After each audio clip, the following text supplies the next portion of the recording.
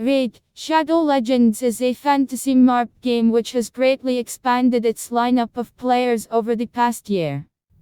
Its structure is of a classic turn-based game with the old fantasy style as its base, nothing new in essence. But as gameplay is very well set up, there are many things to do to grind equipment and resources useful for the game account. This will be a short guide to understand how to start in this game, and I'll give you some advice to advantage of the various resources that you'll receive. The beginning: first of all, you have to select a champion who will be your starter and will help you in the first basic things of the game. The first advice, key, is to select your first champion, Kale. Kale is the best champion for the start, one of the few rare champions worth bringing to LV 60. He will help you for all dungeons, arena, faction war, farming and clan boss, is the only starter that casts poison against enemy.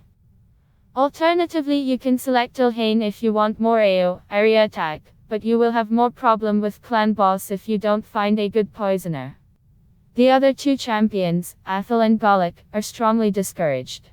After the selection of the first champion, you will do a tutorial about the base of the game. At the end of the tutorial, stop your hand. The first thing you have to do is to equip well your starter. To do this, start to go forward in the campaign with only 2 champions, to always reach the 3rd star, and never spend the silver, gems and shards received from the completion rewards. At some point you should have some good pieces of equipment. This will be the time to change them to the attack champion, Kale, and upgrade them to level 12.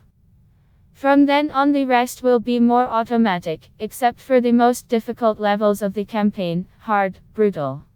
The shards are the most important part of continuing the game and finding powerful champions.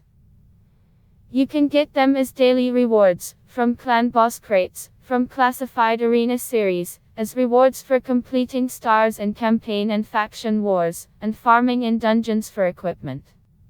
The advice to follow, categorical from the start, is to wait for the events of doubling the odds on the outing of epic and legendary champions.